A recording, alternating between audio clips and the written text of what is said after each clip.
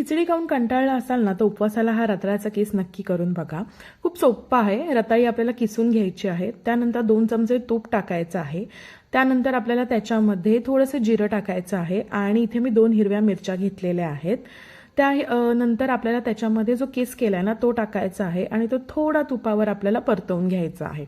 ह्याच्यामध्ये पाणी अजिबात आपल्याला टाकायचं नाहीये, हा केस वाफेवर शिजतो। तर त्याच्यामध्ये आता आपण मस्त दाण्याचं कूट टाकते। दाण्याचं कूट आपण 2-4 चमचे टाकून घेऊया आणि चवीनुसार आपण त्याच्यामध्ये मीठ टाकूया। हे टाकल्यानंतर थोडंसं परतवून घेऊया आणि आपण हा वाफेवर शिजवणार आहोत, त्यामुळे त्याच्यावर आपण झाकण ठेवायचं आहे आणि झाकणावर वर मी थोडं इथे पाणी ओततेय, म्हणजे काय होईल की खाली केस लागणार नाही। इथे तुम्ही बघू शकता किती मस्तपैकी आपला रताळ्याचा केस शिजलेला आहे। आता मस्तपैकी त्याच्यावर मी ओलं खोबरं टाकत आहे। ओलं खोबरं टाकल्यानंतर सुद्धा थोडंसं एक वाफ काढून घ्या झाकण ठेवल्यानंतर आणि अशा प्रकारे तुम्ही बघू शकता आपला रताळ्याचा केस तयार आहे।